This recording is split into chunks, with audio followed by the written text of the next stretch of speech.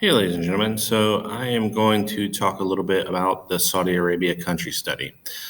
So, the other video I made was just kind of a generic, this is what kind of thing should be in here. This one's going to be a little more specific. I'm going to touch on some of the more difficult aspects of the paper, and we're going to kind of find some of this stuff together. So, the first thing is whenever you're filling these out, you put the country's name. You pick the continent. In this case, it's Asia. I know it's right there by Africa, but this is considered Asia. Capital city of Riyadh. And so how I found this, and you'll use it for this stuff too, the country facts, is if you go to the actual read doc itself, you can read through it, and there's nothing wrong with that. And you should read through it at least once. But I don't expect you to be able to just pull this information right out of your brain after reading through it once. So what you're going to do instead is you're going to try to find the information you need. So one of the easiest ways to do that is by using a search function. So if you hold Control and you hit F, it brings up a search function here. All right. Let me undo what I just did there.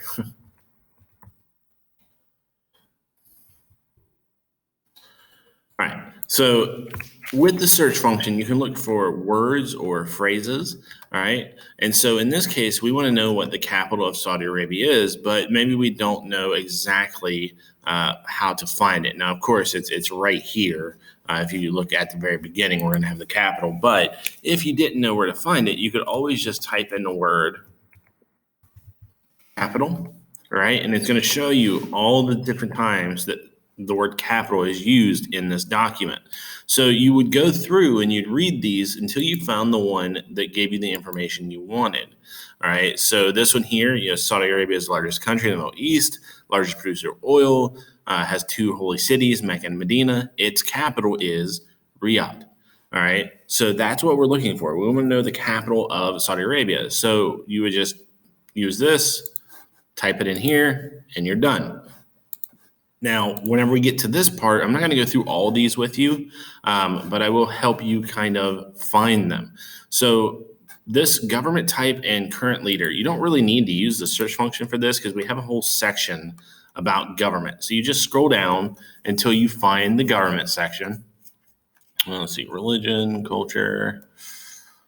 Hopefully I didn't pass it. That would be embarrassing. Some patterns. Government. Okay, so we went all the way down to their government, and now we can tell Saudi Arabia is an absolute monarchy. So it would go here. All right. Let's see if we can find. All right, so this doesn't have what we need for the person who's in charge, but right here, the Saudi Arabian executive branch is made up of their chief of state, who is king and prime minister, Salman bin Abdulaziz Al Saud. All right, so that is your head of state, right? That's the person that's in charge. All right. Again, when you're looking at for population or population density, population growth rate, my guess would be you're going to want to come to where it has people. Here's the population pyramid, demographics, but this is probably what you're looking for here. All right. So this is, a set of numbers. Here's your 34,800,000. That is your population, your total population. And then you can see you would come here for yearly change. It went up 1.59%. So 1.59%. And then you're going to look for, let's see, what's this other one? Population density. All right. So here's the density. All right. So 16 people per kilometer squared. All right. And so then that would go there. And that's how you do this section on country facts. You look for the section you need, and then you read over it to find the different answers of what you need. The country map, you would just go here, you insert image, search web. You look for map of Saudi Arabia. All right, just pick one of the maps that fits and throw it in here. And that's all you would do for that. You do the same thing for the flag of the country. All right, now this down here is where kind of what I want to focus on. All right, so climate. So again, you're going to want to use the search function if you don't know where these are located, and see if you can find where it talks about climate. All right, so this is the climate section. So we're going to want to read this. There are 3 climate zones in Saudi Arabia. The first is desert, which covers the vast majority of the country.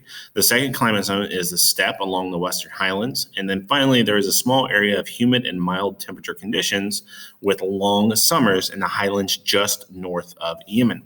Winters last from December until February and are cool, and frost or snow may form in the southern highlands. Temperatures or average temperatures in the winter range from 58 degrees to 74 degrees Fahrenheit during the daytime. Summers in Saudi Arabia are very hot. The summer months are considered June through August, and temperatures can reach over 100 degrees. In the desert, those temperatures can get over 130 degrees. Humidity is low everywhere except on the coastline, and the average yearly rainfall is about 3 inches. There are some spots, such as highlands of Yasir, that can reach about 19 inches per year, falling mostly when monsoon winds hit between May and October. Okay, so that is all they have about the climate, right? So they talk about 3 climate zones, all right? Desert, steppe, and then a small section of humid and mild temperatures in the highlands. So right here, you would just tell me something about that. You would say, there are 3 different types of climate in Saudi Arabia: the desert, the steppe, and a small area of humid climate. All right. And so then you would look for ecosystem.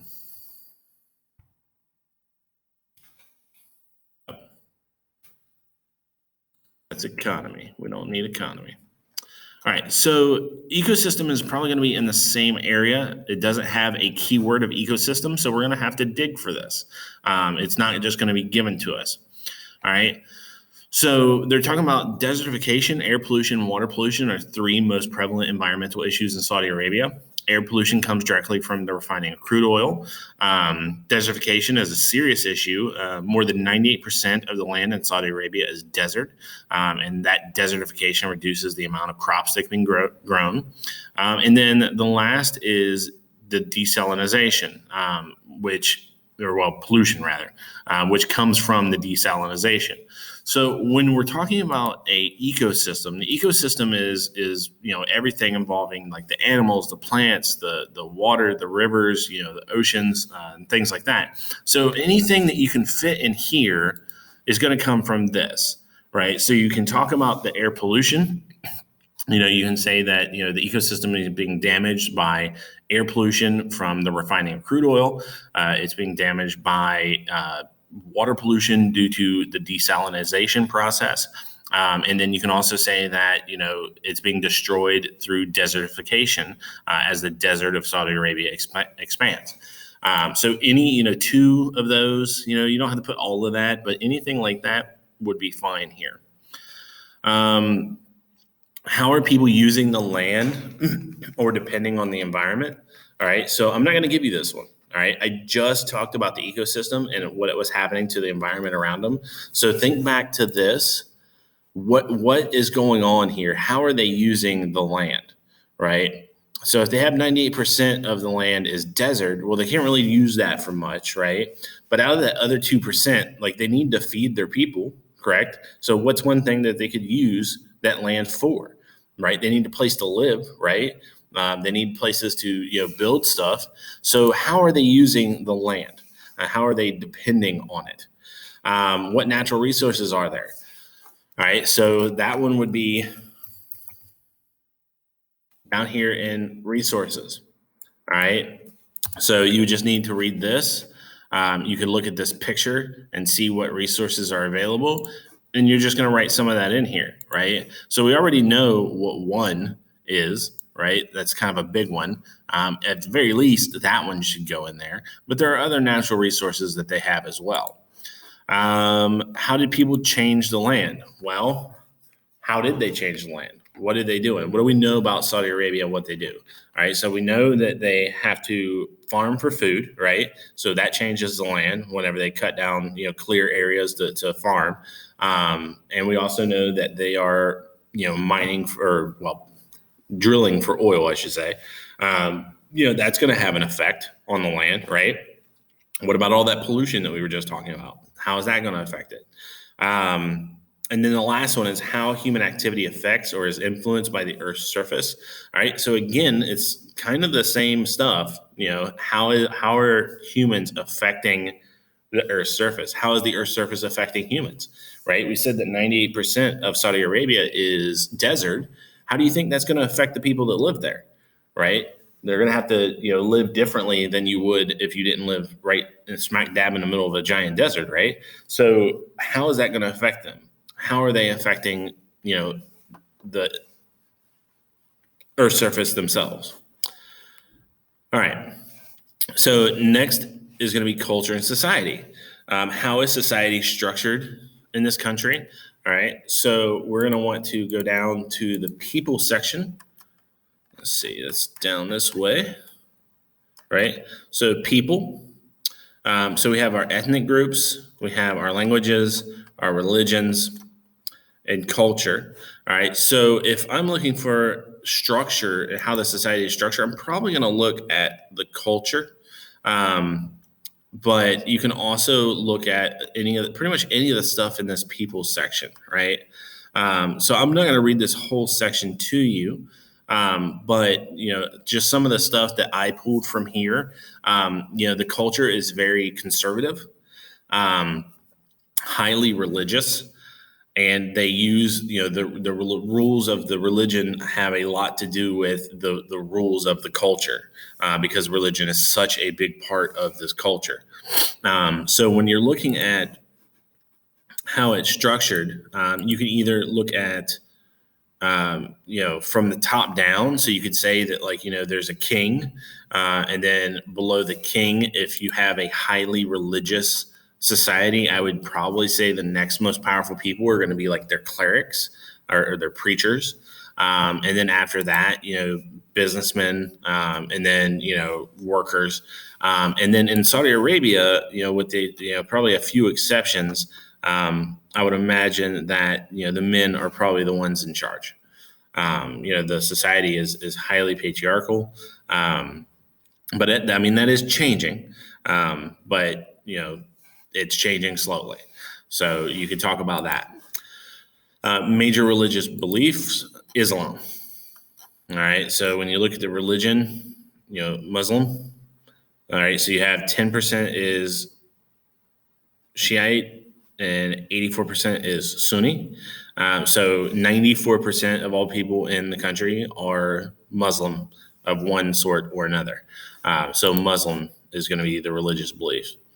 All right. So how has the country's history shaped the geography? Now, people have a hard time with this one, but you can look at it two different ways, right? Because we have multiple types of geography that we talk about in this class. You have physical geography, things like mountains, rivers, plains, fields, forests, and things like that. But you also have like the social and cultural geography, things like religion, beliefs, people moving from one place to another. That is all geography. So with this, you could talk about push and pull factors, like things that cause people to move into the country, in the past, things that cause people to leave the country or cause people to leave the country. But you can also talk about, physical features that maybe had been, affected. So like for example, what about the oil, right? So go back up to the section where it's talking about oil, and read this. It talks about people coming into the country, immigrants and things of that nature. So that would be, helping shape the geography because, they have to, destroy the land around where they're pumping out oil, right? So that is one way they end up shaping the land. Another thing would be, anything they mention about farming, like how they're doing the farming and stuff like that. That could be shaping the geography. So this one is kind of tough. And I don't expect a whole bunch here, but you should be at least able to find one thing. All right. Country fun facts. This is personal. I have different things from different people. This is just two things that you thought were interesting about the country. For example, I thought that, where is it at? The cultural dance where they're dancing around with swords. I thought that was pretty interesting. The Al Arda. So you could talk a little bit about that. And then other things to remember would just be things that you think are important. Like maybe where it talks about women having less freedom, or the Crown Prince introducing new freedoms. Like those are important things. So you could just put a couple of those here, and then current events. If you just go down to the bottom, all right. So this is kind of like some current event stuff. If you read kind of towards the end, 1990. Da da da da da. Like this is stuff that's considered kind of current events. You can also look at these. Women driving. Ban on women driving formally lifted. Like that's a current event. 15 of the 19 hijackers involved in 9/11 were from Saudi Arabia. That's a relatively current event. So anything like kind of towards the end here, I would say would be kind of like a current event, like 2001, 1981, that sort of thing. So these are the kind of the current events that you're looking for. All right. So I hope that this helps you if you are struggling with figuring out how to do these assignments, and I will work on the next one when I get an opportunity.